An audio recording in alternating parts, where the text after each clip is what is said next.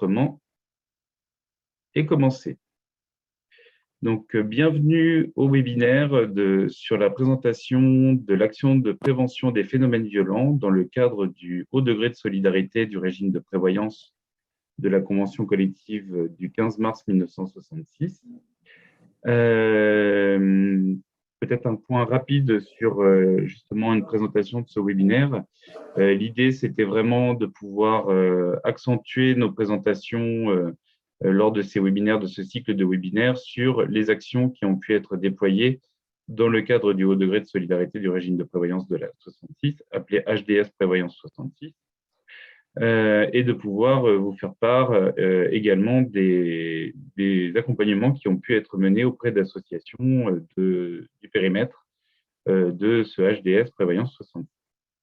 Donc, une brève présentation du webinaire. Vous aurez 3 intervenants aujourd'hui. Bertrand, je vous propose de vous présenter. Bertrand, vous avez l'autorisation de remettre votre micro en tant qu'intervenant.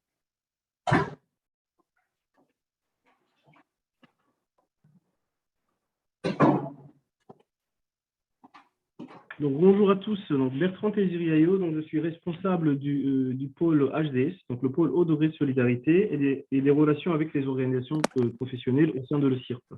Donc le CIRP en fait est une union d'institutions de prévoyance qui assure des rentes qui sont liées au décès, que vous retrouvez dans l'accord de branche, notamment dans l'accord de la CCN 66. Et donc c'est dans ce cadre-là que les partenaires sociaux de la branche, dont l'organisation patronale NEXEM, ont choisi le CIRP pour pouvoir en fait aider la commission paritaire à piloter les fonds de solidarité, en tout cas à mettre en œuvre les prestations de solidarité qui ont été choisies par les partenaires sociaux, dont les phénomènes violents. Voilà. Merci Bertrand. Je vais laisser Monsieur Benjab se présenter. Bonjour à toutes, bonjour à tous. Younes Benjab, chef de projet santé et qualité de vie au travail au sein de Corum. Corum, c'est la mutuelle de prévoyance des acteurs de l'économie sociale et solidaire. Donc, nous accompagnons les employeurs et nous couvrons les structures avec les employeurs et les salariés de l'économie sociale et solidaire, de la petite enfance au grand âge. Et je travaille plus particulièrement au sein d'un pôle, le pôle SQVT, santé et qualité de vie au travail, au sein d'une équipe composée de 8 personnes. Voilà. Merci Younes. Et puis donc moi-même, donc Guillaume Boucheron, responsable protection sociale complémentaire et santé au travail pour NEXEM.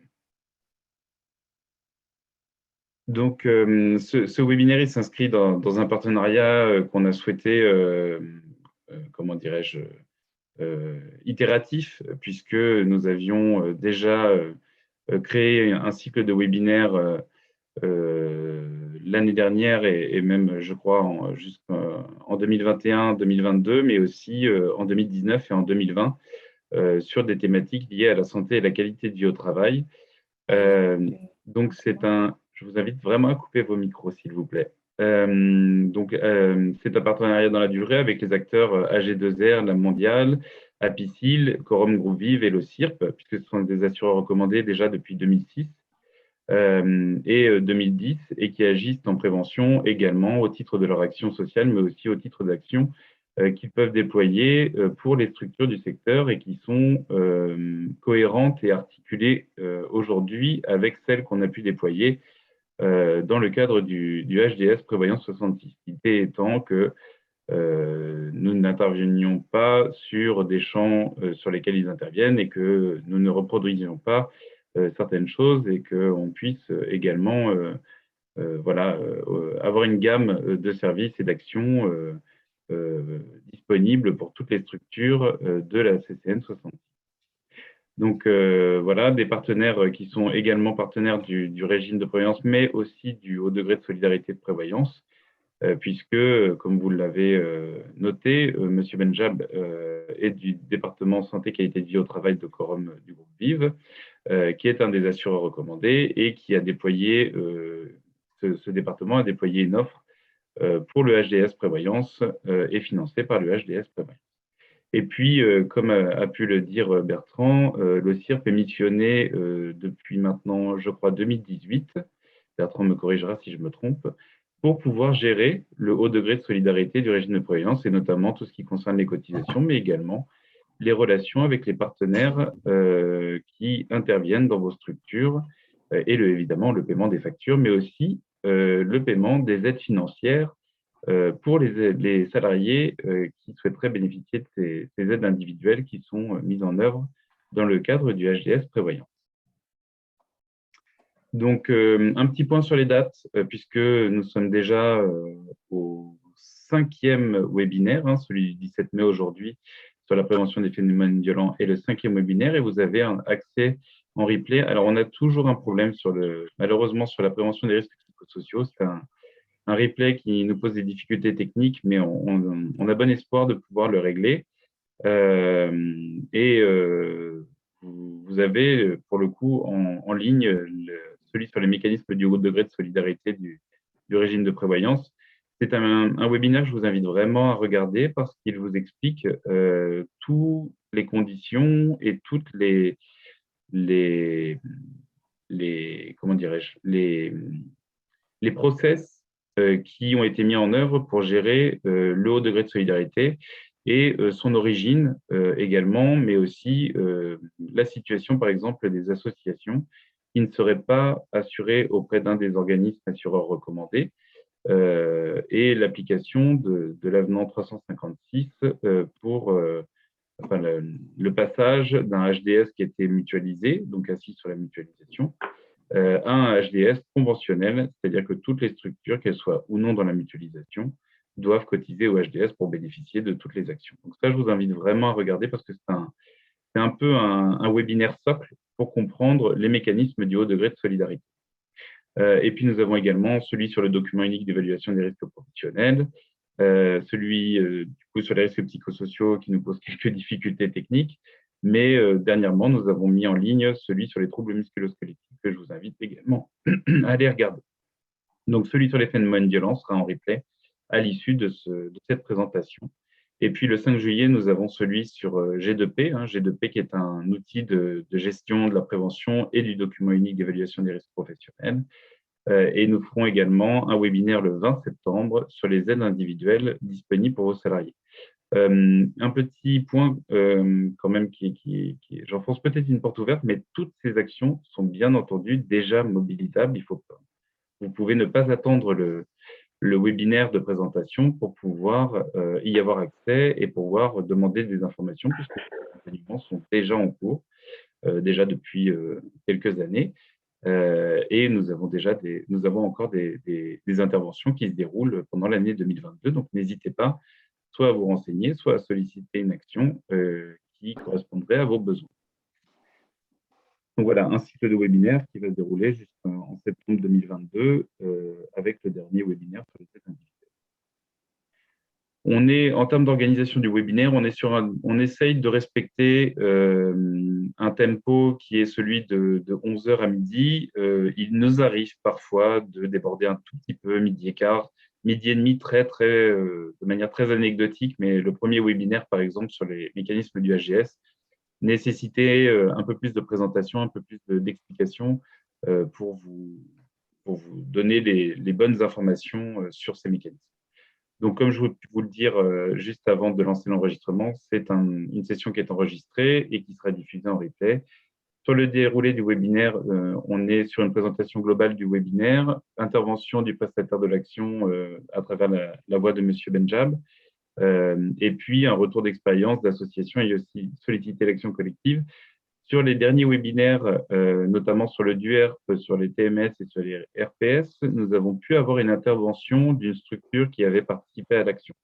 Malheureusement, aujourd'hui, nous avons eu une impossibilité de participer pour cette structure et donc M. Benjab pourra nous expliquer le contenu et les contextes des associations qui ont sollicité l'action. Il a pris 2 exemples sur lesquels il pourra revenir en fin de webinaire.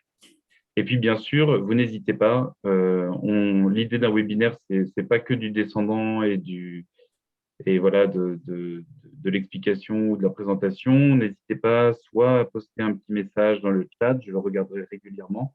Alors, c'est toujours un peu difficile quand on parle, mais je le regarderai régulièrement. Si vous souhaitez prendre la parole, poser une question. Et puis, en fin de webinaire, on vous laissera un espace pour également pouvoir poser vos questions ou intervenir. Certains d'entre vous ont pu faire une remarque ou poser une question lors de leur inscription.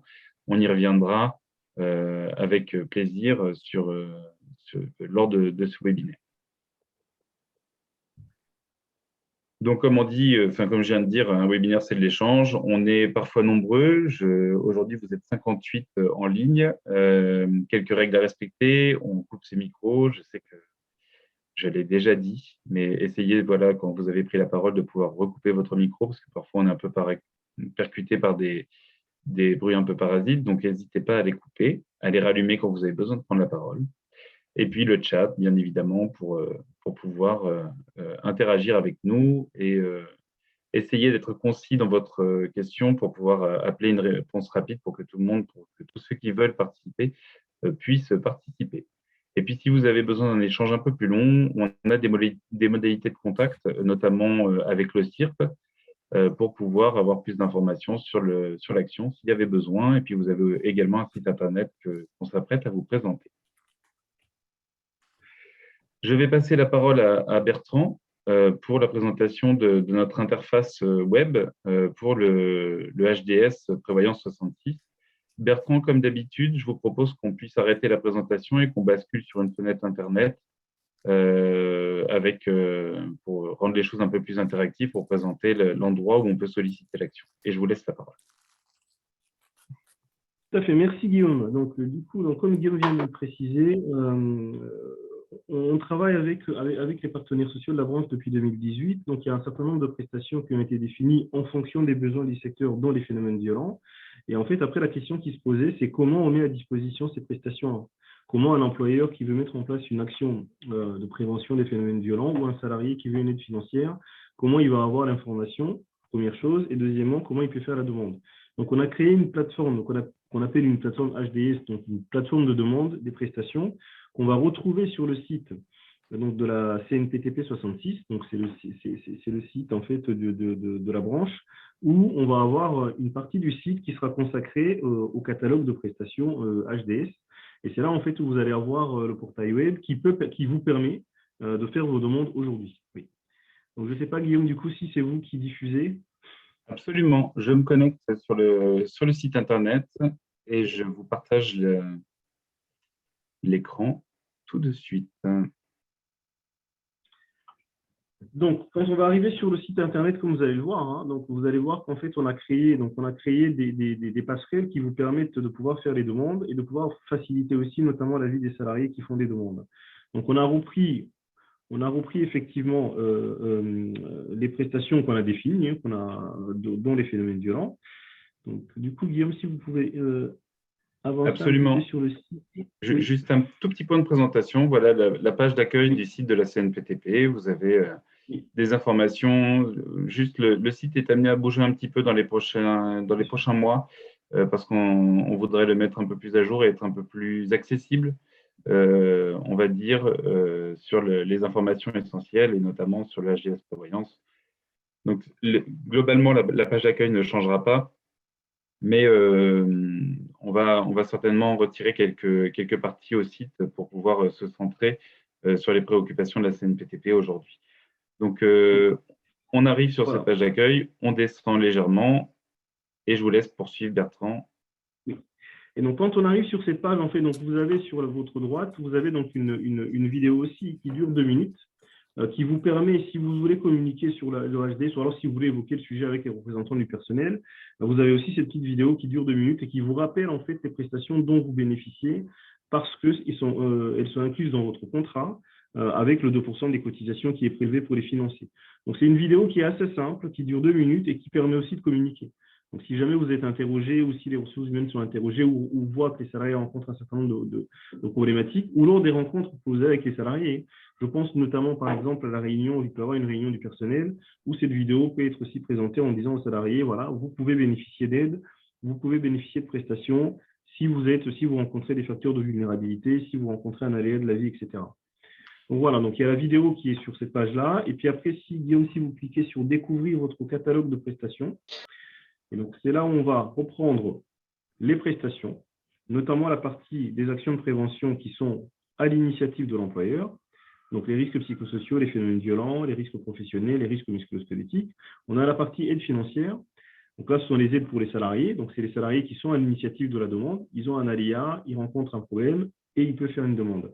Et puis, à côté de ça, vous avez aussi les services d'accompagnement, dont le soutien psychologique qui est très important parce qu'on sait, et d'ailleurs, c'est un petit peu en lien avec les phénomènes violents, on sait qu'il y a une problématique aussi, effectivement, dans la branche sur ces phénomènes violents. Et quand vous avez un événement traumatisant, vous pouvez, par exemple, faire appel à ce soutien psychologique avec un psychologue qui vient sur place, qui vous accompagne et qui finalement vous permet, vous, employeur, mais aussi les salariés qui sont impactés, de pouvoir bénéficier d'un accompagnement sur place. Et donc, en fait, une fois que vous avez finalement vu les prestations et que vous êtes intéressé par une prestation en particulier, je prends l'exemple des phénomènes violents, donc soit votre demande est assez claire, vous avez bien compris comment les choses se déroulent, et du coup, vous cliquez sur le logo de votre assureur et vous faites la demande. Soit ce n'est pas assez clair pour vous, et ça, c'est très important, vous avez une adresse mail que vous avez là où c'est marqué pour toutes questions complémentaires. Là, vous pouvez nous poser toutes les questions que vous voulez. Je prends un exemple, vous pouvez dire, voilà, j'ai 4 établissements, je veux un accompagnement sur les phénomènes violents, mais je ne sais pas encore par quel établissement commencer ou je n'ai pas encore bien identifié le besoin. Vous pouvez nous poser toutes les questions que vous voulez. Et on vous répondra par rapport à votre demande et on vous orientera à ce moment-là par rapport à votre demande. Donc, il ne faut pas hésiter, y compris pour les salariés, à leur dire, pour la moindre question qu'ils ont, sur des doutes qu'ils ont sur un certain nombre de choses, qu'ils n'hésitent pas à poser des questions. Et donc là, si vous n'avez pas de questions donc à ce moment-là, vous avez donc les sites et vous cliquez sur le logo de votre organisme assureur quand vous êtes effectivement dans la mutualisation, c'est-à-dire quand vous avez souscrit un contrat auprès d'un des organismes assureurs recommandés, vous cliquez sur le logo d'Apicil, d'AG2R Mondial ou de Quorum pour le groupe Vive. Et à ce moment-là, en fait, vous allez arriver sur une page. Alors, vous avez Malakoff Humanis aussi. C'est vrai que pour l'instant, il y a Malakoff Humanis qui a été recommandé à un certain moment, qui ne l'est plus aujourd'hui. Mais comme il y a des entreprises et des salariés qui avaient continué à nous faire des demandes, c'est pour ça que le site est toujours au présent. Tout à fait. Et Malakoff Humanis s'est engagé à continuer le process du HDS Prévoyance 66 pour les structures qui restent assurées chez eux. Donc, quand vous êtes chez Malakoff Humanis, a priori, vous êtes à jour de vos cotisations au HDS Prévoyance. Tout à fait. Alors, si vous n'êtes pas parmi les 4 assureurs que vous voyez là, donc à un moment donné, si vous avez regardé, vous n'êtes ni Apicil, ni AG2R Mondial, ni Quorum, ni Malakoff Humanis, vous avez aussi ce qu'on a appelé les structures hors mutualisation. Et là, c'est la même chose. Hein, vous allez avoir exactement le même site avec les mêmes prestations aussi. Donc voilà, soit vous êtes auprès d'un organisme assureur recommandé, vous cliquez sur son logo, soit vous n'êtes pas auprès d'un organisme assureur recommandé, à ce moment-là, vous cliquez sur structure hors mutualisation. Avec l'obligation que, comme Guillaume vient de le préciser, que quand on n'est pas dans la mutualisation, nous, on doit s'assurer que votre assureur nous verse bien le 2% des cotisations. Parce que c'est conditionné au versement des 2% de cotisation pour bénéficier des prestations. Voilà, Guillaume, du coup, si vous cliquez par exemple… Pour peut-être, Bertrand, excusez-moi, pour peut-être aller plus loin, je vous invite vraiment à regarder le webinaire, le premier webinaire qui était sur les mécanismes du HDS, si vous n'avez pas pu le regarder. Et puis, vous avez également de la documentation sur le site internet de Nexem. Vous avez une explication des process de l'avenant 356. Et vous avez également une fiche technique dans la base documentaire sur comment je paye mes cotisations au HDS lorsque je ne suis pas dans la mutualisation, sachant que quand on est chez Apicil, AG2R Mondial et Quorum, tout est réglé à travers la cotisation de prévoyance, puisque 2% de cette cotisation part au HDS chaque année. C'est la même chose pour Malakoff Humanis, mais je ne peux pas dire aujourd'hui qu'ils sont dans la mutualisation. Voilà. Bertrand, je vous propose de cliquer sur Quorum, parce que c'est celui sur lequel un compte est ouvert sur mon ordinateur. D'accord. Donc voilà, si vous cliquez sur Quorum, et donc là, vous allez avoir, donc il y a un petit message flash qui apparaît, mais qu'on modifie systématiquement. Là, on a voulu mettre en avant les aidants. Demain, ça peut être les phénomènes violents, ça peut être les risques psychosociaux. Donc, on met un petit message, en tout cas assez régulièrement, pour rappeler un certain nombre de prestations.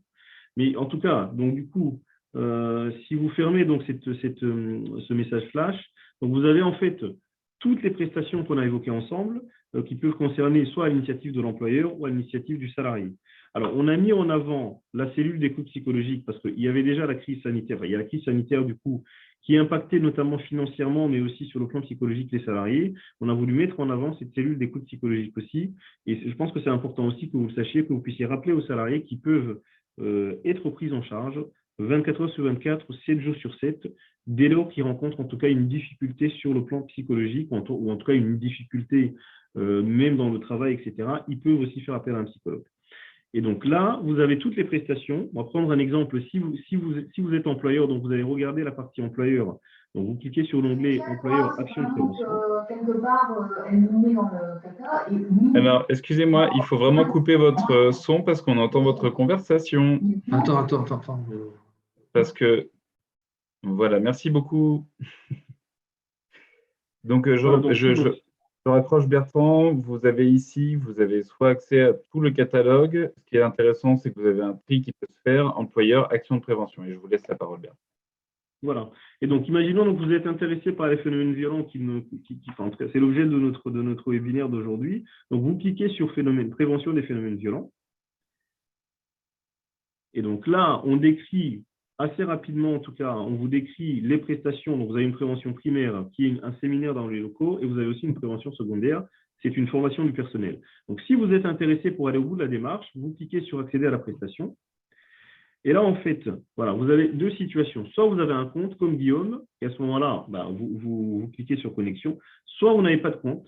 Et en cliquant sur créer mon compte, c'est assez simple, hein. La seule information finalement que vous n'avez pas, qu'il faut renseigner, c'est le numéro de tirette de la société.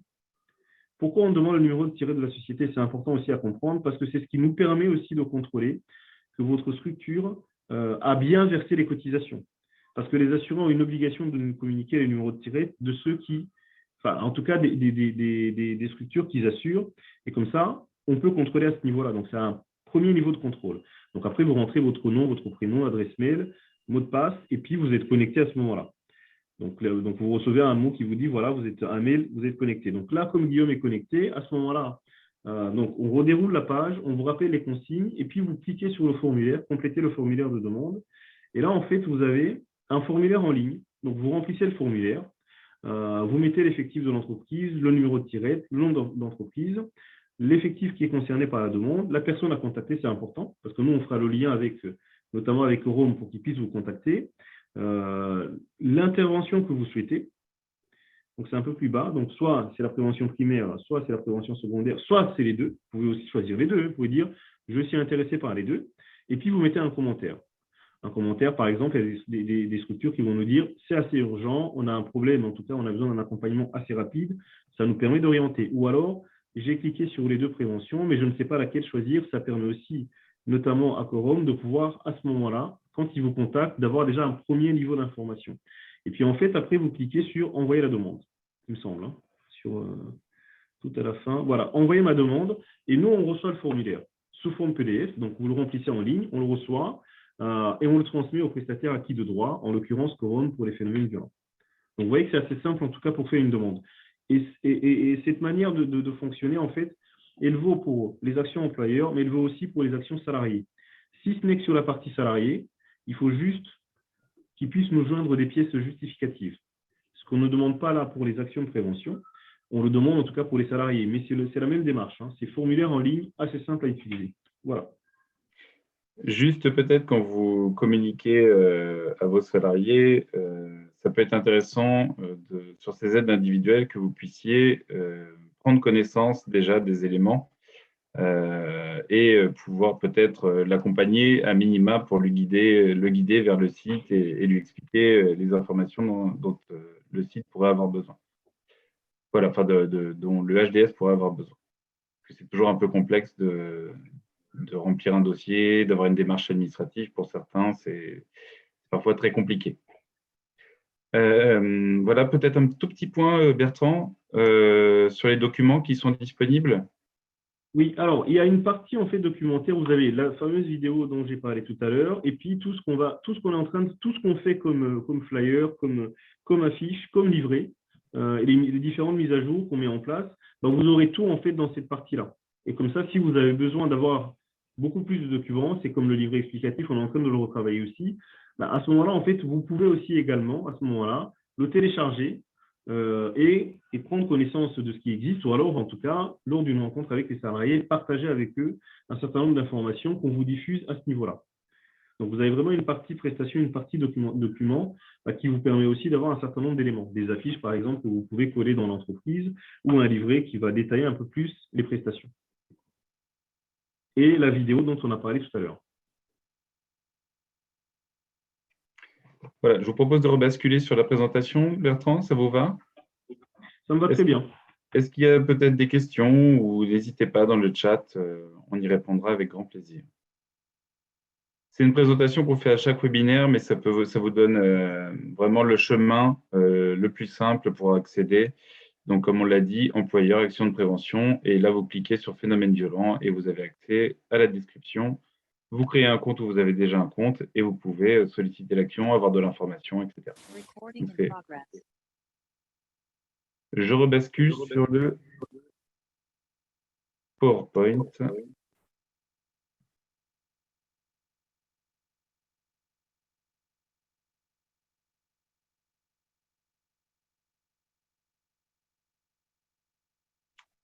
Et voilà, vous avez on a essayé pour garder en mémoire les éléments que Bertrand vient de vous présenter, on a essayé de vous faire quelques petites diapos, mais voilà, vous avez un site, le catalogue avec un lien qui est direct vers la page que vous avez vue avec les logos assureurs, etc.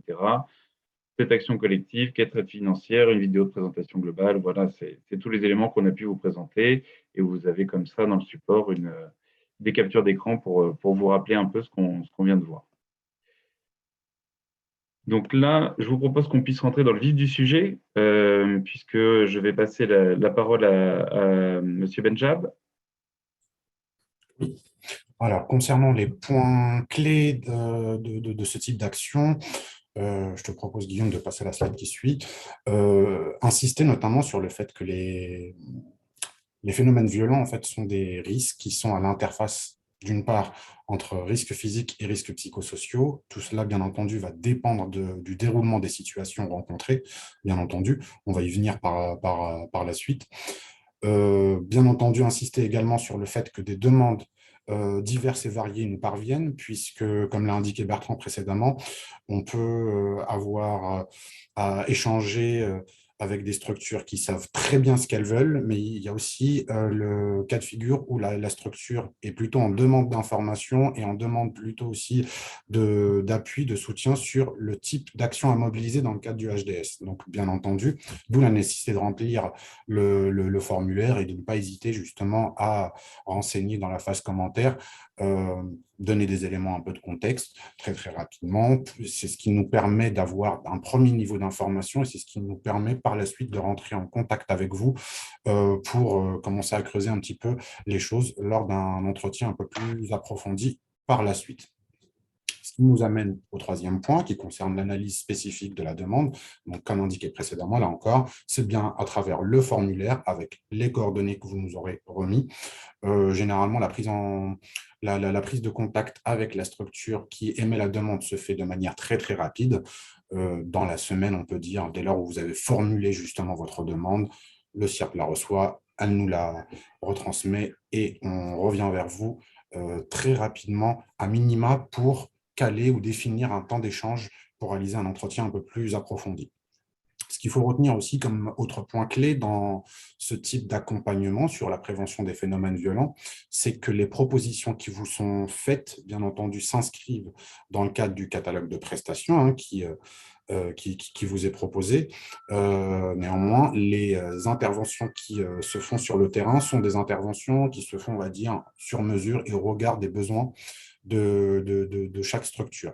Donc, bien entendu, ça peut passer par des actions de sensibilisation, comme ça peut passer également par des actions de diagnostic, mais également par des actions d'appui à l'élaboration d'un plan d'action, de la sensibilisation des acteurs, qu'il s'agisse d'une instance de pilotage, des membres d'une direction, etc. Donc, bien entendu, vous avez, alors, au regard de l'analyse de la demande qui est faite avec la structure, il est possible justement de décliner soit l'une de ces actions, soit de les décliner de manière, on va dire, combinée. Alors, bien entendu, en tant que prestataire, on va, comment dirais-je, structurer le déploiement de ces actions dans la durée, dans le temps, et on va structurer ça également dans le cadre des démarches que vous mettez déjà aussi en place. Donc, on tient bien entendu compte de votre niveau d'avancement sur le sujet. Je te propose, Guillaume, de passer à la slide suivante. Juste un tout petit point. J'ai deux questions dans le chat. Oui. La première, je fais juste une petite parenthèse, Younes, comme ça on aura traité au moins l'une d'elles. Il y a une des questions, c'est est-ce que le CSE peut solliciter une action via le compte employeur ou le compte salarié? Non, le CSE va être informé logiquement de la demande. Les prestataires qui interviennent dans vos structures pour toutes les actions de prévention vont vous demander si vous avez déjà eu un dialogue avec vos instances représentatives du personnel sur le déclenchement de cette action, puisque une des caractéristiques du HDS Prévoyance, c'est que c'est des fonds qui sont issus de cotisations paritaires, donc de cotisations salariales et de cotisations employeurs. C'est le système de prévoyance. Donc, dans ce cadre-là, ces fonds qui alimentent le HDS sont donc d'une certaine manière paritaires. Et donc, les organisations syndicales qui composent la CNPTP 66 et Nexem demandent à ce que vos institutions représentatives du personnel soient associées à ces démarches pour que l'action puisse se mener. C'est un peu un sésame, une clé d'entrée pour pouvoir déclencher cette action aussi. Donc, le CSE en tant que tel ne va pas déclencher l'action par le biais du site Internet, à moins qu'il se fasse passer pour l'employeur.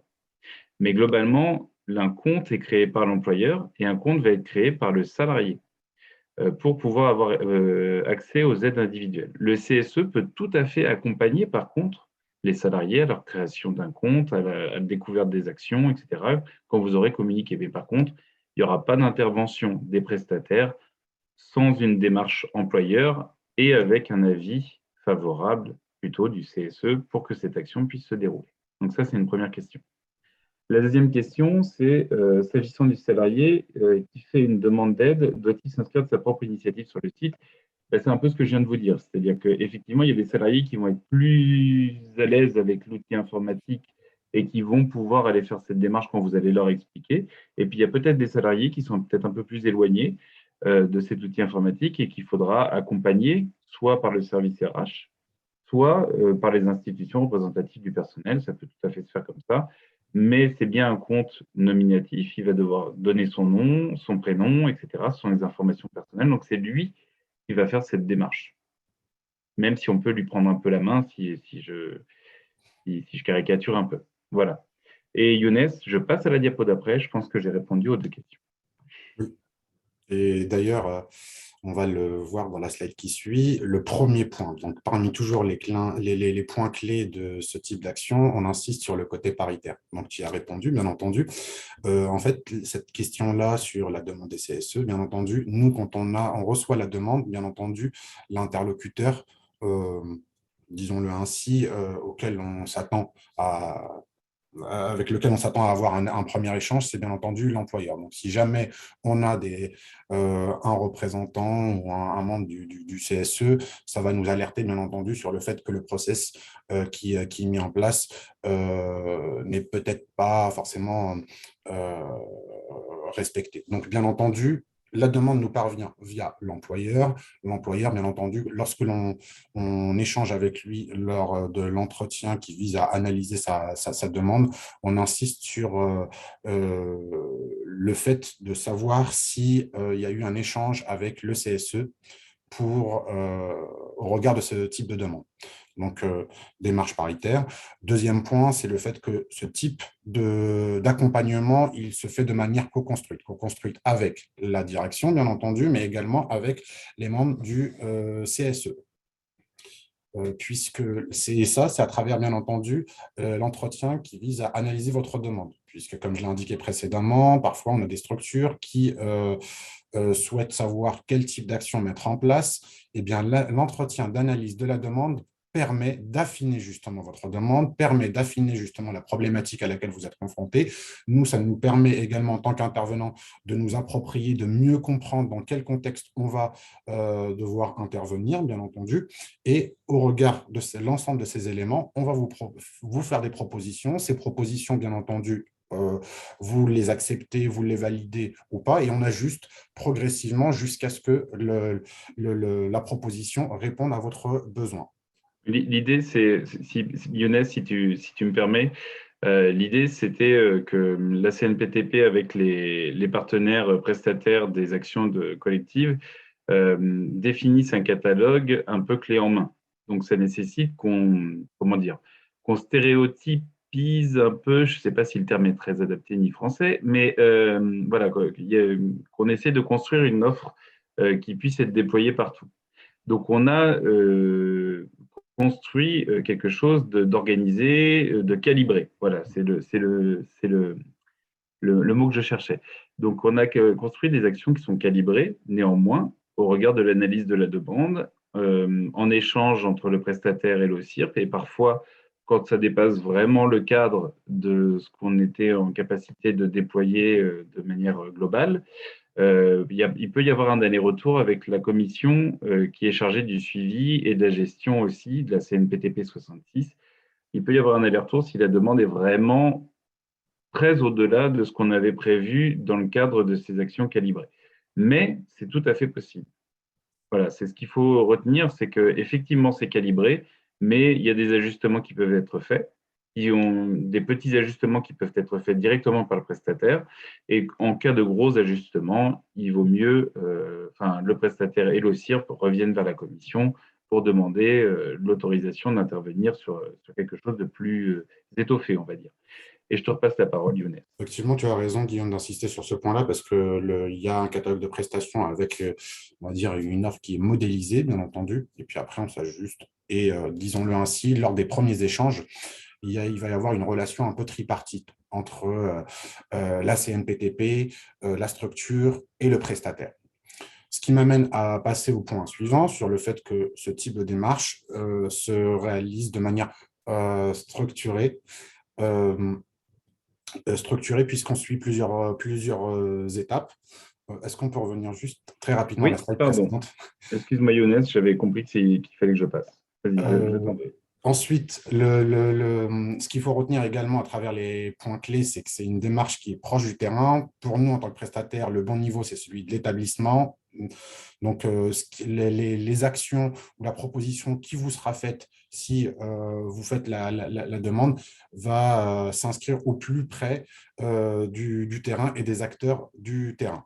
Et puis enfin, un dernier point, très très rapidement, c'est que les plans d'action en fait, sont toujours élaborés en lien avec l'activité des professionnels. Et ça, c'est un élément important puisque lorsqu'on appréhende ce risque-là ou ces risques-là, bien entendu, certaines structures peuvent avoir tendance à dire, voilà, on a mis en place telle ou telle action.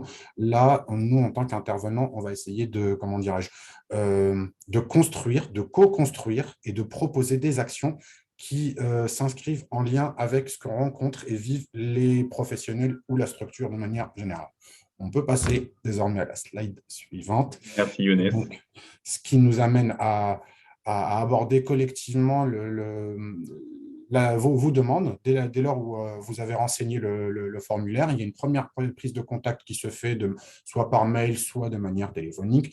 Et donc là, l'idée, c'est vraiment de fixer un premier temps d'échange. Ce temps d'échange permet d'analyser votre demande. Donc, il va y avoir toute une série de questions, dont la question sur le fait de savoir si la démarche est mobilisée de façon concertée avec les élus du CSE. Suite à cet entretien d'analyse de la demande, il y a une proposition d'intervention qui vous est faite. Il s'agit d'une proposition écrite. Alors, bien entendu, une fois qu'on vous l'a remise, vous avez un laps de temps pour la valider. Si la demande que vous formulez excède en tous les cas ce qui a été compris dans le catalogue de prestations et défini dans le catalogue de prestations, c'est à partir de ce moment-là aussi qu'on rentre en relation avec la CNPTP pour savoir justement est-ce qu'on ajuste et jusqu'à quel degré on ajuste notre proposition. Une fois que ces principes-là sont actés, sont calés, sont définis, bien entendu, là, on rentre dans le vif du sujet et donc on commence à décliner la démarche.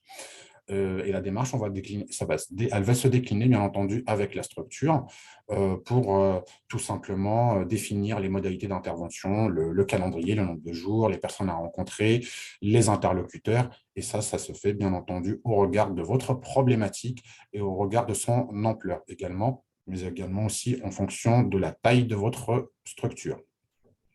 L'intervention de terrain, par la suite, donc là, on est sur des interventions, on va dire, classiques, si ce n'est que la différence pour notre équipe, c'est qu'on travaille exclusivement auprès de structures de l'économie sociale et solidaire. Donc, on intervient uniquement auprès de structures qui vont de la petite enfance au grand âge. Donc, on a une connaissance assez fine des contraintes que vous pouvez rencontrer. Et puis, donc, intervention Et classique. je pense on peut dire aussi que la littérature est assez importante du côté de Quorum. On a pu participer à l'élaboration de certains guides par le passé. Il y a vraiment une littérature intéressante et, comment dirais-je, pragmatique pour les structures, avec parfois des ciblages secteurs d'activité qui sont voilà, très intéressantes et qui permettent d'y voir un peu clair aussi en matière technique, finalement, pour la prévention des risques et l'amélioration de la QVT. Voilà, je tenais à le souligner parce que voilà, d'abord, on y a participé pour certains d'entre eux, mais aussi, voilà, des fois, on se demande ce qu'on peut trouver en termes de documentation technique et de pouvoir se projeter dans l'action. Et c'est vrai que voilà, il y a des guides qui existent qui sont très intéressants. Je te laisse la parole, Lionel. Oui, effectivement, on a une base, comment dirais-je, en termes, que ce soit de guides, de webinaires, d'outils aussi, parce que le principe même de nos interventions, c'est de co-construire. Donc, qui dit co-construire, dit forcément d'expérimenter, de mettre à disposition, d'exploiter, d'ajuster en fait les outils que nous mettons par la suite à disposition des structures. Et donc, il s'agit bien entendu d'outils et de démarches plutôt éprouvées. Et puis enfin, la remise du rapport avec restitution, bien entendu, auprès des commanditaires. Et très rapidement, on a voulu insister à travers ce webinaire sur quelques définitions, tout simplement parce que on s'est aperçu lors de nos interventions que de nombreuses structures nous demandaient justement, mais quand on parle de violence au travail, de quoi on parle exactement?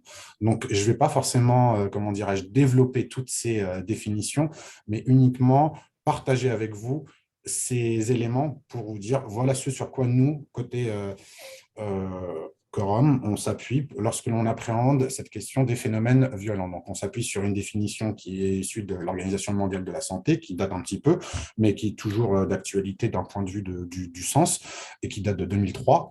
On s'appuie également sur une autre définition de l'Organisation internationale du travail, et puis sur une dernière définition qui est issue de l'INRS. Quand on parle de phénomènes violents, et pour résumer assez rapidement et pour rester dans le timing qui nous est alloué, quand on parle de situation de violence, il suffit comment dirais-je, de retenir l'idée qu'il s'agit d'agissements qui soient verbaux ou physiques, qui s'écartent un petit peu d'une attitude qu'on pourrait qualifier de raisonnable. Que ce type de situation peut avoir des effets, bien entendu. Alors, il peut avoir des différentes causes. Donc, il y a une pluralité de facteurs qui vont intervenir, bien entendu, dans l'émergence de ces situations et que les effets, les séquelles, les conséquences vont être également de différentes natures.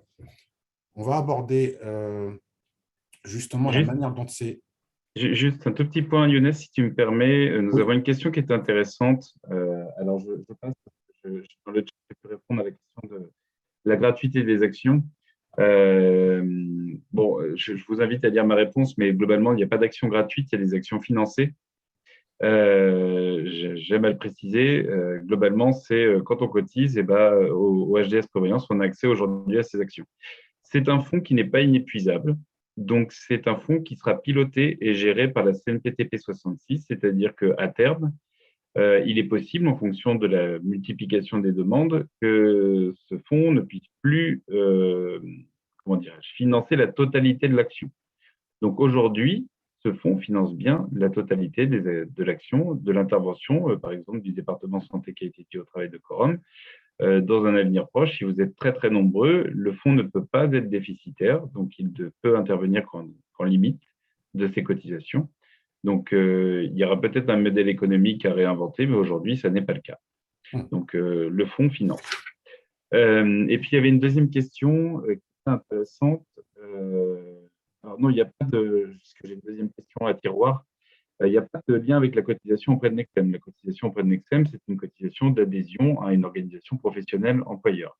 Il y a une cotisation, par contre, de prévoyance qui, quand vous êtes chez ces organismes assureurs mutualisés, verse directement au HDS prévoyance. Et comme on l'a dit tout à l'heure, quand vous n'êtes pas chez les assureurs mutualisés pour la prévoyance, il faut organiser le versement au HDS, notamment en lien avec l'avenant 356. Et je ne m'étendrai pas du tout sur la question parce qu'on a d'autres choses à traiter. Et surtout, vous avez un webinaire qui est vraiment dédié et qui vous explique tous les mécanismes.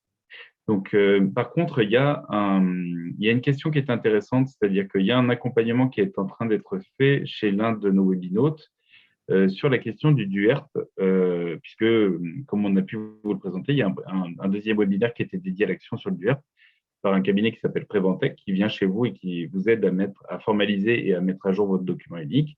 Je pense que c'est cette action chez cette personne et qui nous demande est-ce qu'on pourrait faire intervenir sur la prévention des phénomènes violents en même temps ou sur la même année. Dans la même année, il n'y a pas de souci. En même temps, moi, je vous alerte, c'est que c'est des démarches qui vous prennent du temps, qui vous mobilisent. Il vaut mieux avoir une démarche de petits pas, presque, si je peux utiliser cette expression, il vaut mieux faire les choses de manière un peu sérieux, parce que logiquement, dans vos services RH, vous n'avez pas forcément, comment dirais-je, vos services RH ne sont pas forcément très étoffés, et de suivre plusieurs actions en même temps, ça risque de vous mettre en difficulté. Donc, il vaut mieux terminer une action sur le DUERP, faire un peu le point, qui peut d'ailleurs faire ressortir le besoin d'un accompagnement sur les phénomènes violents dans le plan d'action, hein, puisque maintenant, c'était déjà le cas, mais ça a été appuyé par la loi du 2 août 2021, mais il faut un plan d'action associé à son DUERP. Et ben, dans ce plan d'action, il peut y avoir une action qui est dédiée aux phénomènes violents. Et à ce moment-là, vous prenez le temps et vous sollicitez l'action du HDS sur les phénomènes violents. C'est aussi à ça que servent ces actions, c'est que vous puissiez avoir un appui sur certaines préoccupations que vous avez dans le cadre du DUERP. Voilà, c'était pour vous donner un peu… on préfère que vous ne fassiez pas tout en même temps parce que globalement, ce n'est pas gage de réussite. Donc, essayez de serrer plutôt les sujets et de les faire au fur et à mesure. Mais oui, vous pouvez déclencher deux actions différentes ou deux fois la même action dans des établissements qui peuvent être différents dans votre structure. Et Younes, je te repasse la parole. Oui. Je vais me permettre de répondre à une question en fait, que je trouve très, très, très intéressante. C'est sur notamment les agissements sexistes et Oui. les situations de harcèlement. Et donc, on est pleinement dans le sujet. Sur ce type de situation, vous n'êtes pas sans savoir que seul un juge est habilité justement à qualifier une situation de harcèlement. Côté Corum, on ne va pas forcément intervenir, on ne va pas intervenir sur ce type de situation. Je le dis très clairement. Les demandes en fait, qui nous parviennent concernent principalement la violence, on va dire, des usagers, des bénéficiaires à l'égard des professionnels. C'est principalement en fait, ce type de situation pour lesquelles on va être mobilisé. On n'oublie pas notre cœur de métier. Et donc, voilà, on se focalise uniquement, en fait, justement, sur l'accompagnement des acteurs de l'ESS sur des problématiques en lien avec leur activité de travail. Donc, bien entendu, ce type de situation, on peut le rencontrer également dans le cadre de l'activité de travail, sauf que les modalités de traitement sont, elles, différentes. Je te propose, Guillaume, de passer à la slide qui suit. Absolument. Oui. Tout simplement pour insister auprès de nos webinautes sur le fait que la manière dont ces situations de violence peuvent se caractériser, soit à travers une violence physique, donc à travers un recours à la force, soit à travers une violence dite psychologique. On a donné quelques exemples. Bien entendu, c'est uniquement pour, comment dirais-je, circonscrire le périmètre, mais si jamais vous avez des situations de violence, qu'il s'agisse de violence verbale ou physique, et que dans cette slide-là, il y a des termes que vous ne retrouvez pas, ce n'est pas très, très important, dans la mesure où, dans chaque situation de violence, les caractéristiques vont être différentes. Alors, bien entendu, il va y avoir des déterminants qu'on va retrouver de manière systématique, mais la manière dont les situations vont se dérouler, elles vont différer d'une situation à l'autre. D'où l'importance de l'échange qui nous permet d'analyser votre demande, puisque au cours de ce premier entretien, on demande justement à nos interlocuteurs d'insister sur des situations qu'ils ont pu rencontrer, identifier ou qui leur ont été remontées. Quelques exemples, bien entendu, de situations de violence physique, ça peut se traduire par des coups, des gifles, des coups de couteau, des coups de feu, bousculades. Donc, bien entendu, là, on a pris vraiment un éventail très large qui peut aussi ne pas correspondre à ce que vous pouvez rencontrer. Mais l'idée, c'est uniquement de vous donner à voir, en tous les cas, de la manière dont ces phénomènes violents peuvent se caractériser. Et puis, concernant la violence psychologique, ça peut se traduire par des insultes, des menaces plus ou moins implicites, des médisances, des calomnies, bien entendu, mais aussi des moqueries, ainsi que des comportements d'intimidation ou d'exclusion. On passe à la suite. Oui. Et enfin, donc, pour toujours caractériser les phénomènes violents. Excuse-moi, Younes, je voulais pas t'interrompre, mais en fait, tu t'apprêtes à détailler dans ta slide une des questions qui a été posée dans le chat. Donc, c'est parfait, puisqu'on nous pose la question. Cela peut concerner également des propos d'une famille à l'égard des cadres. Oui. Voilà, donc oui, et je vais détailler justement cet aspect-là. Alors, bien entendu, quand on parle de phénomènes violents, on va dire que les 4 premiers points que vous retrouvez dans cette slide-là, en haut de la slide, permettent de circonscrire un petit peu qui peut être concerné par les phénomènes violents. D'une part, ça peut être les personnes accompagnées ou leur famille en direction des salariés, bien entendu, des professionnels. Ça peut être également les personnes accompagnées entre elles. Et donc là, c'est les intervenants qui se retrouvent en tant que professionnels à devoir gérer ce type de situation. Ça peut être également les personnes accompagnées et leurs familles entre elles. Là aussi, les professionnels, la structure, on va dire, ou les professionnels de la structure, de manière générale, se retrouvent à devoir intervenir en tant que tierce personne pour réguler ce type de situation. Comme ça peut être également les collectifs de travail, les salariés entre eux, les salariés avec on va dire, les salariés de terrain, ainsi que l'encadrement de proximité ou tout autre type de professionnels. Donc, voilà un petit peu ce qu'il faut retenir. Alors, il ne s'agit pas de faire de vous, bien entendu, des experts sur ce sujet-là. Si jamais vous avez des doutes, n'hésitez pas justement à solliciter des demandes et l'entretien d'analyse de la demande va vous permettre d'y voir déjà un tout petit peu plus clair. D'ailleurs, dans le catalogue de prestations, il y a des actions de sensibilisation. Donc là, les slides que vous voyez à l'écran correspondent à des éléments qu'on aborde dans le cadre des journées de sensibilisation autour de ce phénomène, puisque, comme indiqué précédemment, on a des structures qui souhaitent parfois soit être sensibilisées sur ce phénomène, son ampleur, comment ça peut se traduire, comment on identifie les situations de travail, mais on a aussi également d'autres structures qui, elles, souhaitent disposer d'éléments de repère en lien avec leur activité. Et donc, c'est dans ce cadre-là qu'on peut décliner des actions de diagnostic, voire d'appui à l'élaboration de plans d'action. Je te propose, Guillaume, de passer à la slide qui suit. Alors, les conséquences, les impacts, justement, liés à l'exposition à ces situations de violence au travail, elles peuvent être de différentes natures. Ce qu'il faut retenir, c'est qu'on est sur un risque, là aussi, où les causalités ne sont pas simples et on a une pluralité de causes qui vont intervenir. Un peu comme quand on parle de phénomènes violents, on parle, en fait, c'est un des risques qu'on peut intégrer dans le cadre des risques psychosociaux. Donc, il y a une pluralité de causes qui vont participer à l'exposition des professionnels à ce type de risque. Donc, les conséquences, elles sont de différentes natures. Elles peuvent se traduire par une dégradation du climat social et notamment de l'ambiance de travail. Elles peuvent se traduire également par le développement de clans, les anciens, les nouveaux, les jeunes, les moins jeunes. Ça peut aussi se traduire par des clans, on va dire, entre différents métiers.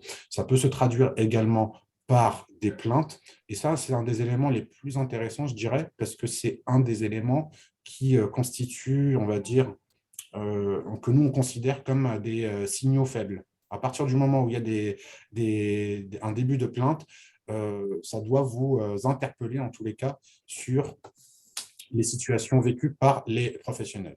Ça peut se traduire également, alors je ne vais pas forcément tous les détailler, mais ça peut se traduire aussi par un défaut de communication ou des problématiques de communication, de la désinformation ou justement une transmission d'informations plutôt parcellaire qui met à mal l'activité et le déploiement justement de celle-ci. Ça peut se traduire également par de la rétention d'informations et donc là, on va être sur des comportements qui peuvent avoir des effets d'ordre psychologique sur les personnes qui vivent ces situations. On va avoir également comme autre type de conséquences des problématiques en termes d'organisation. Quand on parle d'organisation, ça peut se traduire par une activité qui est mise à mal, par de l'absentéisme de courte durée au début et de plus longue durée par la suite. Ça peut se traduire par des situations de démission, de licenciement, de démission parce que les professionnels n'en peuvent plus, ou des licenciements s'il y a des situations de maltraitance, par exemple, volontaire qui a rencontré. Et puis, ça peut se traduire également, et enfin, par de la qualité de service rendue qui va être dégradée pour le coup. Bien entendu, ces aspects-là, on les développe davantage dans le cadre des journées de sensibilisation. On revient point par point sur ces différents aspects. Là, l'idée, c'était vraiment de partager avec vous très, très rapidement quelques éléments en fait, qui pourraient constituer un socle. Je propose, Guillaume, de continuer. Et donc, bien entendu, comme nous avons eu un empêchement de dernière minute de la part de nos témoins, ce que je vous propose, c'est de vous faire un retour sur 2 exemples d'accompagnement que nous avons pu réaliser côté Corum. Alors, le premier exemple concerne, bien entendu, une MEX, une maison d'enfants à caractère social. Là, très, très simplement, en fait, c'était une demande de sensibilisation. Donc, au sein de cette MEX, il y avait à peu près une trentaine de professionnels. On a été contactés par la direction de la structure. C'est une structure qui souhaite se lancer justement qui souhaite s'attarder en tous les cas sur ce risque-là, tout simplement parce que le point de départ était de l'absentéisme.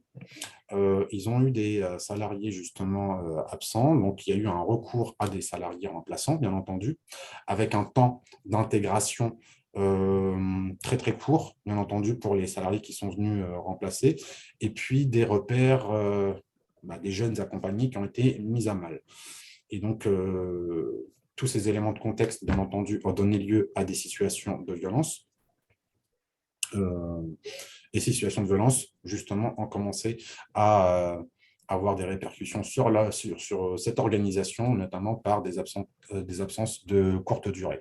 Et donc, la demande telle qu'elle nous a été formulée par la direction de cette structure, elle se traduit en 3 points. D'une part, sensibiliser les acteurs internes, puisque la structure, justement, souhaitait prendre à bras le corps cette problématique-là et engager une action pour prévenir ces phénomènes violents. Donc, elle souhaitait justement, la première étape, c'était de sensibiliser les acteurs internes pour savoir de quoi on parle lorsque l'on parle de phénomènes violents. L'idée pour cette structure, c'était de s'accorder sur une définition qui pourrait constituer un socle commun. Donc, on l'a vu, bien entendu, précédemment à travers les éléments de définition sur lesquels on s'appuie. Néanmoins, lors des journées de sensibilisation sur ce sujet, on insiste sur le fait que les situations de violence peuvent être différentes d'un établissement à un autre, d'un contexte à un autre. La même structure, bien entendu, souhaitait également mobiliser, on va dire, des outils d'identification et d'analyse. Donc là, on a insisté sur des éléments qui pourraient constituer des signaux faibles. On a partagé avec cette structure, bien entendu, des outils qui permettent d'identifier les situations, qui permettent de faire remonter ces situations, mais également, une fois que les situations remontent, justement, c'était de pouvoir analyser ces situations. Et puis, la même structure souhaitait également développer une culture de la prévention de ces phénomènes, puisque c'était un phénomène nouveau pour elles. Ils ont bien entendu un public qui commence à évoluer, donc un peu plus violent, bien entendu. Néanmoins, il y avait une méconnaissance sur la manière dont il fallait appréhender ce type de risque. Donc la proposition qui leur a été faite, elle était toute simple, c'était d'organiser une journée de sensibilisation sur la prévention des phénomènes violents. Au cours de cette journée, on a insisté sur plusieurs points. D'une part, les éléments de définition. On a insisté sur les causes, les conséquences en lien avec ces situations de violence. On a établi un lien justement avec l'organisation du travail. Donc ça, c'est vraiment, on va dire, notre credo. Et on a insisté également sur la mise en place d'une démarche de prévention des phénomènes violents qui s'inscrit dans les actions qui ont déjà été enclenchées par cette structure, sur des outils d'identification et d'analyse, ainsi que le lien avec le document unique, et puis sur les acteurs à mobiliser. De nombreuses structures pensent à tort que, bien entendu, alors après, comment dirais-je, prévenir l'exposition à ces risques relève de la responsabilité de l'employeur. Néanmoins, dans une structure, on est tous acteurs, bien entendu, pour prévenir l'exposition à ces situations. Et chaque acteur va avoir un rôle à jouer. Les salariés de terrain vont devoir, par exemple, faire remonter ces situations. L'encadrement intermédiaire va devoir être associé justement dans l'élaboration des pistes d'action. Et puis, la direction, on va dire, générale, disons-le ainsi, elle va avoir pour rôle justement de piloter, d'organiser ça et surtout de donner les moyens qui permettent de mettre en place des mesures de prévention de ces situations. Dans cette slide-là, on a indiqué également quelques exemples de préconisations, de pistes d'action. Soit vous pouvez les prendre telles quelles, parce que c'est des éléments qu'on retrouve, bien entendu, dans la plupart des actions qu'on décline, mais aussi, vous pouvez, bien entendu, les ajuster en fonction des contextes que vous rencontrez. Donc, on a insisté auprès de cette structure sur le fait de structurer une démarche de prévention qui intègre les phénomènes violents. Donc là aussi, en tant qu'intervenant, on se doit de tenir compte de l'avancement de la structure en matière de prévention des risques professionnels, en faisant le lien entre prévention des risques des phénomènes violents et prévention des risques pro. On a insisté également sur le fait d'associer des représentants des salariés dans l'instance de pilotage, puisque cette structure avait décidé de mettre en place une instance qui permet d'identifier, de traiter également les situations. Et puis, on a insisté également sur la manière dont les situations de violence sont appréhendées, et notamment dans l'analyse des situations. Et là, on a préconisé à la structure d'anticiper le fait qu'il va falloir associer les salariés concernés dans l'analyse des situations de travail. Pourquoi on insiste sur cet aspect-là? Parce que plus on va associer les professionnels qui ont vécu les situations, plus on va avoir, on va dire, des préconisations, des pistes d'action qui vont être proches de la réalité de terrain. Et c'est aussi un point qui permet également de ne pas laisser l'encadrement de proximité et la direction seul à devoir trouver des pistes d'action pour répondre aux besoins des professionnels.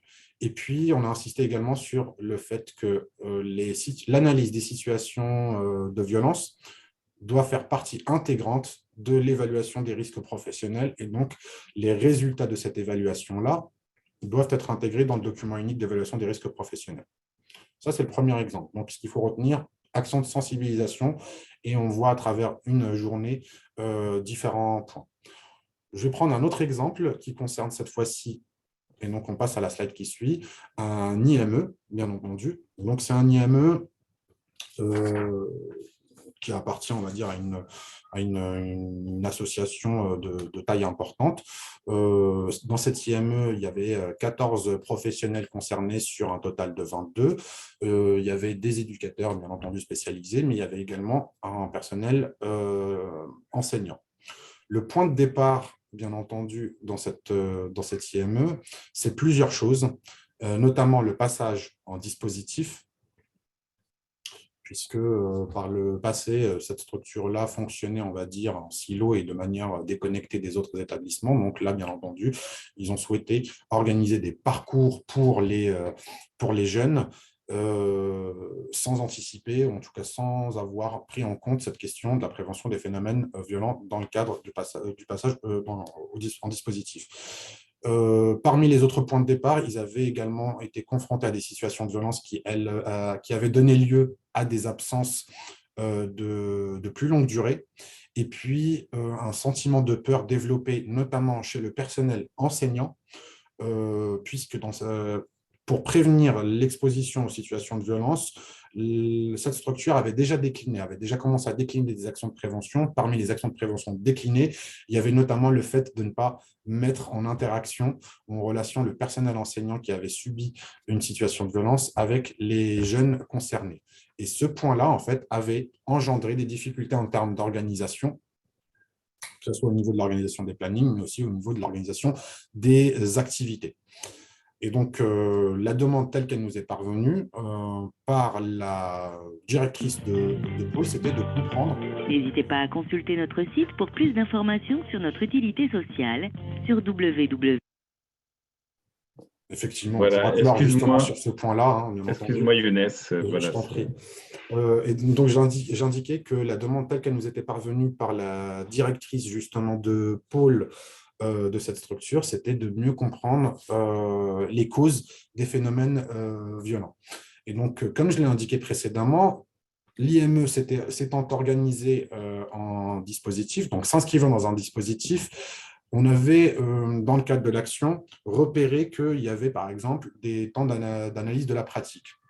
Et le souhait de la directrice, c'était d'organiser en fait des APP, des temps d'analyse de la pratique, par dispositif, donc entre différents professionnels, donc les professionnels de l'IME, mais aussi de d'autres établissements. Il y avait un ITEP également. Et donc la direction souhaitait mélanger justement ces professionnels pour permettre une meilleure connaissance des professionnels, mais également une meilleure connaissance des problématiques rencontrées par les professionnels. Sauf que par rapport à ces APP, et donc c'est là aussi justement si je fais le lien avec la prévention des phénomènes violents, ce qui nous avait été remonté en entretien, c'est que ces APP effectivement constituaient un point ressource. Néanmoins, le fait de mélanger les professionnels entre eux, les professionnels de l'IME se retrouvaient justement à appréhender des problématiques de d'autres jeunes qui étaient dans l'ITEP, par exemple, qui était l'établissement situé à côté, mais pour lesquels les professionnels de l'IME n'avaient jamais rencontré ces jeunes-là. Et du coup, il y avait une déperdition justement de la connaissance des jeunes et des problématiques qui faisait qu'on s'exposait, sans le vouloir, à des situations de violence. Donc, on a proposé une intervention sous la forme de diagnostic à travers 7 jours et demi d'intervention, dont 3 jours, et je vois qu'il manque un terme, 3 jours d'entretien, bien entendu individuel et collectif. Et là, on a rencontré tout simplement des personnes, des professionnels, que ce soit des agents d'entretien, on a rencontré des éducateurs spécialisés, on a rencontré le personnel enseignant. Donc, autrement dit, on a rencontré des personnes qui ont été confrontées par des situations de violence, mais également des témoins de ces situations. Ce dont on s'était aperçu dans cette structure, c'est qu'il y avait différents types on va dire, d'attitudes, de comportements face à ces phénomènes violents. On avait, alors bien entendu, ces professionnels étaient tous, on va dire, plus ou moins confrontés à ces situations de violence, et le fait qu'il y ait, on va dire, un développement, une croissance de ces phénomènes, c'était notamment le fait que ces situations n'étaient pas appréhendées de la même manière par tous les professionnels. On avait repéré 3 types de professionnels, ceux qui étaient résignés, c'est-à-dire que ils étaient exposés à des situations de violence, mais ils faisaient remonter les situations, mais les propositions d'action ne correspondaient pas aux situations rencontrées. On avait également un autre type on va dire, de professionnels qui, eux, avaient intériorisé le fait que les situations de violence faisaient partie du métier. Et donc, à partir du moment où ça fait partie du boulot, du job, il n'y a pas besoin de les remonter. Et puis, on avait rencontré une 3e catégorie qui, elle, faisait remonter les situations, mais qui n'attendait pas forcément de retour, et qui remontait ces situations avec des informations plus ou moins parcellaires. Donc, l'intervention a permis, bien entendu, le diagnostic a permis d'identifier qu'il y avait des divergences sur l'appréhension des phénomènes violents, il y avait des divergences sur les modalités de traitement de ces situations. Il y avait également des divergences sur les actions qui étaient proposées par la direction et l'encadrement de proximité pour prévenir l'exposition à ces situations de violence. Là aussi, on a émis quelques préconisations, bien entendu, et parmi ces préconisations, il y avait le fait de clarifier les missions et les rôles des membres de la direction auprès des professionnels, puisque le passage en dispositif avait amené justement la directrice de l'établissement à l'époque à passer à basculer en directrice de pôle et avec la mise en place de directeurs adjoints. Et du coup, les professionnels étaient un petit peu perturbés par cette nouvelle organisation et ne savaient plus à qui remonter les situations. Il y avait également la clarification du processus de décision, c'est-à-dire à partir du moment où en fait, on était exposé à une situation de violence, à qui je fais remonter la situation et qui doit revenir vers moi en tant que professionnel avec des actions, on va dire, de premier niveau et des actions, on va dire, qui vont s'inscrire sur du moyen terme. Il y avait également comme autre préconisation le fait de se donner les moyens d'une veille régulière sur ces situations de tension. Donc là aussi, on a partagé avec cette structure quelques repères, quelques outils pour procéder à une veille régulière et surtout le fait d'échanger autour de critères qu'on aura construits avec cette structure à l'avance, bien entendu, et d'échanger sur ces différents points ou sur ces différents signaux à caractère régulier. Et puis, il y avait également, on s'était aperçu dans le cadre de cet accompagnement-là qu'il y avait bien entendu des outils qui étaient existants au sein de cette structure-là, notamment, par exemple, des fiches d'événements indésirables, des fiches d'analyse des situations de violence, sauf que ces outils n'étaient pas encore finalisés, ce qui mettait la démarche à mal. Et donc, on a insisté sur ces aspects-là. Sur la finalisation des outils de traitement des situations de violence et sur la finalisation du process de traitement des situations de violence. Et puis, on a insisté également sur le fait qu'il était nécessaire et essentiel de partager les éléments d'analyse et de diagnostic avec les professionnels, puisque dans la manière dont cette structure-là, dans cette IME traitait les situations, il revenait en fait uniquement vers le professionnel concerné par la situation de violence pour dire voilà ce qu'on va mettre en place comme action. Et du coup, ça c'est un mode de traitement, un mode de gestion de ces situations de violence.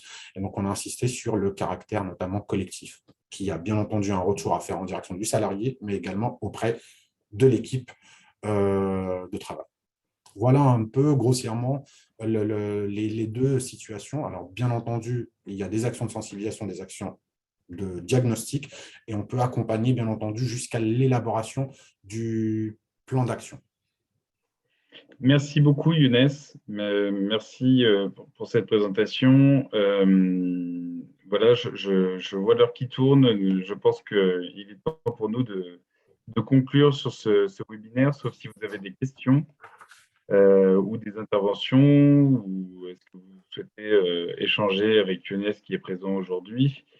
Globalement, on arrive vraiment à la fin, donc on a pu prendre des questions au fur et à mesure dans le chat, mais il ne faut vraiment pas hésiter, sauf si vous m'interrompez maintenant, il n'y a pas de souci, mais il ne faut vraiment pas hésiter à utiliser le site internet et l'adresse mail du site qu'on vous a présenté avec Bertrand tout à l'heure, puisque les professionnels qui interviennent dans les structures pour les actions calibrées au titre du HDS peuvent tout à fait prendre contact avec vous, analyser votre demande, et parfois même, on ne l'a pas dit, mais vous réorienter aussi vers d'autres actions.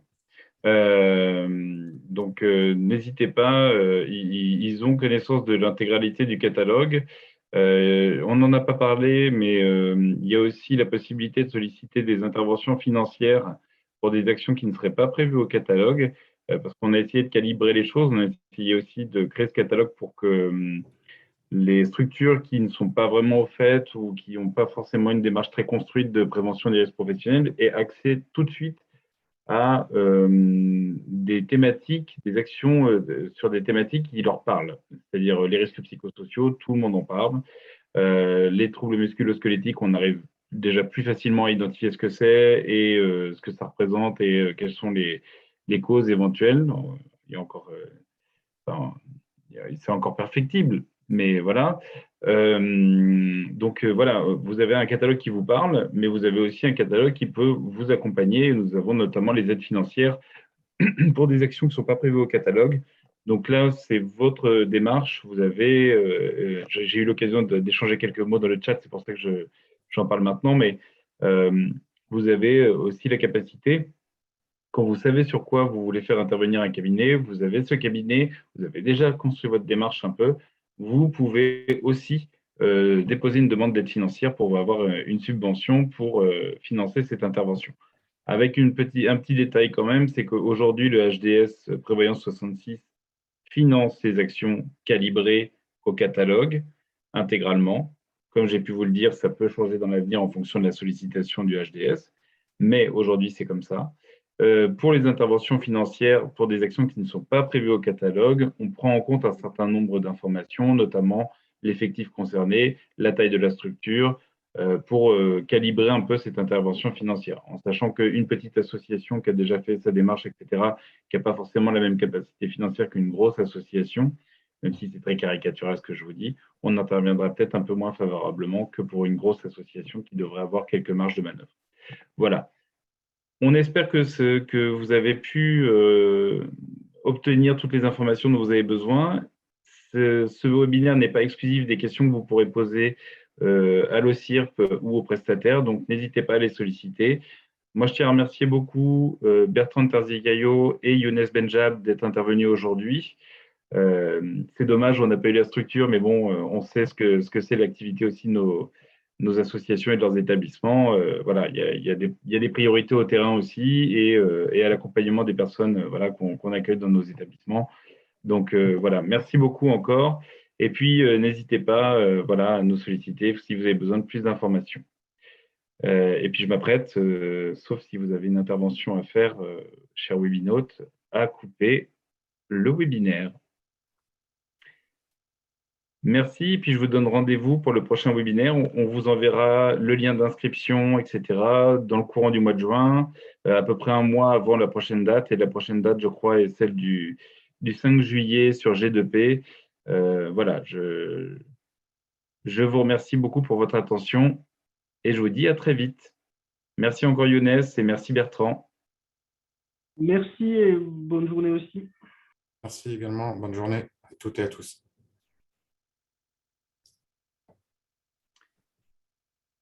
Et je m'apprête à couper l'enregistrement.